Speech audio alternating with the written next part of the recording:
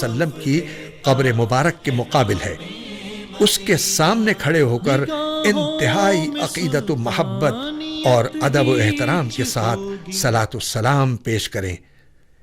الصلاۃ والسلام علیک یا رسول اللہ، الصلاۃ والسلام علیک یا حبیب اللہ، الصلاۃ والسلام علیک یا خیر خلق اللہ، الصلاۃ والسلام علیک یا سید الانبیاء والمرسلین، الصلاۃ والسلام علیک یا خاتم النبیین، الصلاۃ والسلام علیک یا شفیع المذنبین۔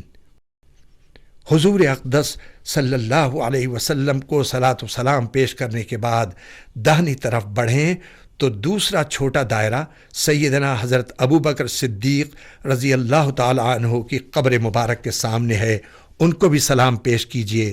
السلام علیک یا خلیفۃ الرسول اللہ، السلام علیک یا امیر المؤمنین، السلام علیک یا ثانی اثنین فی الغار، السلام علیک یا ابا بکر الصدیق رضی اللہ عنہ۔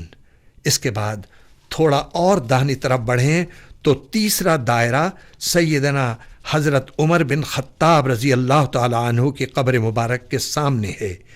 ان کے بھی امت پر بڑے احسانات ہیں، ان کو بھی عقیدت سے سلام پیش کیجیے۔ السلام علیک یا خلیفۃ الرسول اللہ، السلام علیک یا امیر المؤمنین، السلام علیک یا ایھا الفاروق الاعظم، السلام علیک یا عمر بن الخطاب رضی اللہ عنہ۔ اس کے بعد قبلہ رخ کھڑے ہو کر خوب دعائیں مانگیں۔ مدینہ منورہ میں قیام کے دوران زیادہ سے زیادہ عبادات اور تلاوت و ذکر کا اہتمام کریں اور پوری کوشش کریں کہ پانچوں نمازیں تکبیر اولیٰ کے ساتھ مسجد نبوی میں ادا ہوں۔ یاد رکھیں یہ قیمتی لمحات انسان کی زندگی میں بار بار نہیں آتے، اور حرمین الشریفین کی حاضری اللہ تعالیٰ کے عظیم ترین احسانات میں سے ایک ہے۔ عموماً معلم کی طرف سے مدینے میں مختلف اہم مقامات کی زیارت کا بندوبست کیا جاتا ہے۔ اگر معلم کی جانب سے یہ انتظام نہ ہو تو اپنے طور پر ان مقدس اور تاریخی مقامات کا شرف زیارت حاصل کریں، جن میں جنت البقیع، جبل احد، مسجد